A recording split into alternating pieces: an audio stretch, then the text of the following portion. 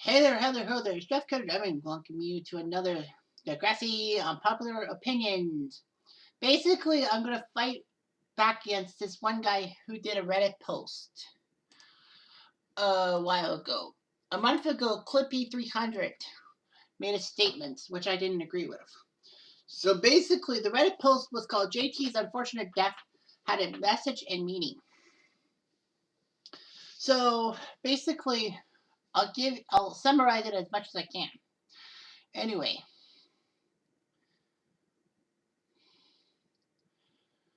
this person said JT hated that JT died, but the show could have written it better in terms of setup and especially afternoon. Afternoon, huh? It didn't impact most of the characters after some memorial episode. Some people have argued that its death felt meaningless or didn't have lesson to it, but I think it did. The person said the meaning is that sometimes you have to let some people go, even if you love them a lot. The reason why I'm saying this is because in the episode that JT died, Manny and Ellie were discussing how they loved Craig but couldn't deal with him anymore because of his cocaine addiction. The relationship with him became toxic, and they knew they had to cut him loose and for him to go to therapy. It was mature of them. If Craig didn't get help, he would have been in trouble with one of the girls and all that. So basically, many people keep friendships, family associations, or romantic relationships with people they shouldn't because they care about them and don't want to lose them. But it does lead to trouble. In the case of JT and Liberty, I would argue that JT's unwillingness to stop association with Liberty actually set a chain of unforeseen events that led to his downfall. His relationship with Liberty was toxic because she was very harsh. She played emotional games with him. She was going through a lot, but still, ultimately, JT left and dated Mia, but Liberty made things difficult. The mistake JT made was letting his lingering feelings for Liberty cause him to still interact with her. He suggested to Manny that they make the house party for Liberty's birthday as an excuse to party. He did it because it would cheer Liberty up, because he still was conflicted over her. It was a nice gesture, but he should have cut her loose completely. Doing this, a lot complimenting Liberty led to her having feelings to him, even though she knows he's dating another woman. And basically, he did. Basically, Liberty left the party, and he followed her. Even though JT was in a safe neighborhood, he should have been more careful walking at night because of the Lakers people. Being up with his friend, he may have called up the feud, but they didn't make a truce yet. And he found out that Lakers people were at the party, since Toby was actually bragging about kissing a Lakers girl. He was so fixated on finding Liberty instead of basically getting rid of her. Obviously, there's no way that JT or others could have predicted that being nice to Liberty would lead to Lakers killing him that night. What I'm saying is that even though he still had feelings for Liberty, he needed to move on from her. All that.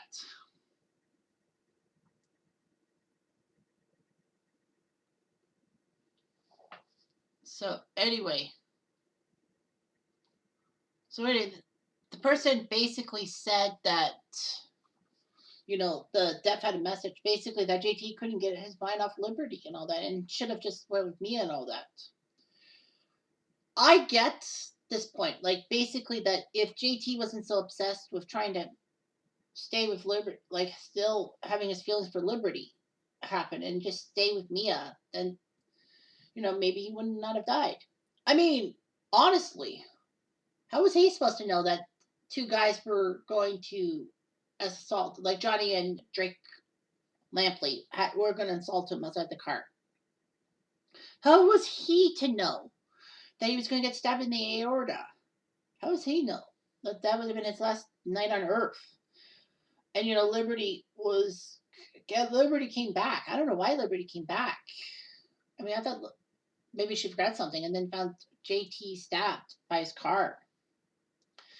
So they're basically stating that JT is at fault for the fact that if he hadn't told Manny to have a house party for JJ2 and Liberty's birthday, then things would have been different. Then maybe JT would have lived. That's false. Like Ryan Cooley said, you wanted JT killed off in gory fashion.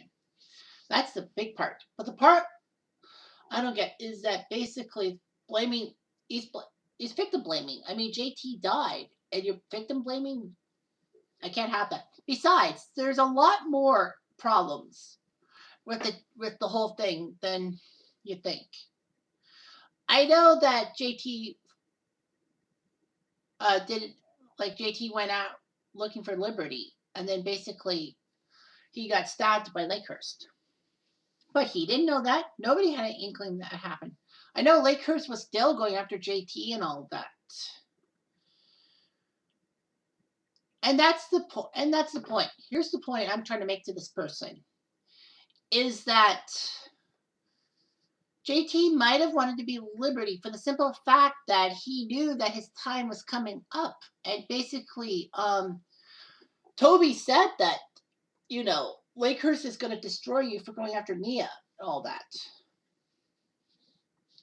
I mean, if anything, Toby should be blamed because Toby was the one who said go after her. And then JT said, "You're right, Tobes. You're always right." I bet you Toby really had problems dealing with things because he realized he just got his best friend killed. I feel in a sense that Toby would have more blame for JT walking out towards Liberty than JT. I mean, JT was conflicted. I mean, I know that Liberty wasn't the best girlfriend to him. And the fact of the matter is, JT found a girl that had a 2-year-old, and JT was in love with that little girl. But I mean, he didn't want to hurt Liberty and leave her in a situation that no guy would ever be around her, minus Damien. But that's for sure. I don't think Liberty had a boyfriend after JT and before Damien. I mean, how were we supposed to know JT died? Somebody said, I think you're reaching a bit too far in the comments. It's a tragedy of random happiness. Oh, that.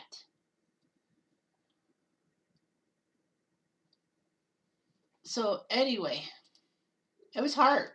It's always hard for JT. I mean, Emma deserves more blame for this because Emma and Manny threw a house party with, Spike and Snake being out of the house, and basically, it ended up being that way.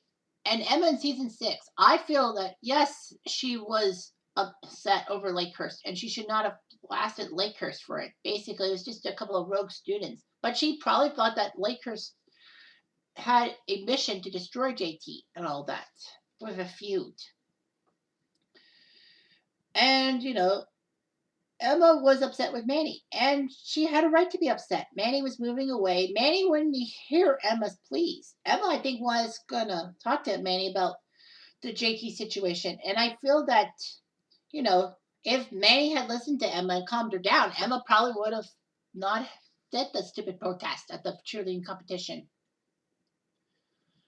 So anyway, yeah. Like, I think Emma completely blamed herself for JT's death, saying that, it was out of an event that we should not have thrown that house party because maybe JT would have survived and all that. You could kind of blame Emma and Manny for throwing that house party and all that. I mean, JT, yeah, should not have had feelings towards Liberty because of how bad she was towards him and how jealous she was of him and Mia. But the fact of the matter is, how did we know that JT was going to get stabbed and all that? The Lakehurst Degrassi feud only combined for 2 episodes, and then basically JT dies and all that, and then Lakehurst moves in with Degrassi in season 7. That's harsh. I mean, I get this guy's personality, but I mean, JT deserved a better fate and all that. So anyway, yeah, that's all I've got to say about that. Like JT was not responsible for what he did. I know he wanted to help Liberty out because it was her birthday, but I think JT had feelings for Liberty because he may have thought that Lakehurst was going to attack him for going after Mia. Like, he had the thinking, and he could have been right, and he was right in a sense. So anyway, thanks for watching. Have yourself a good day.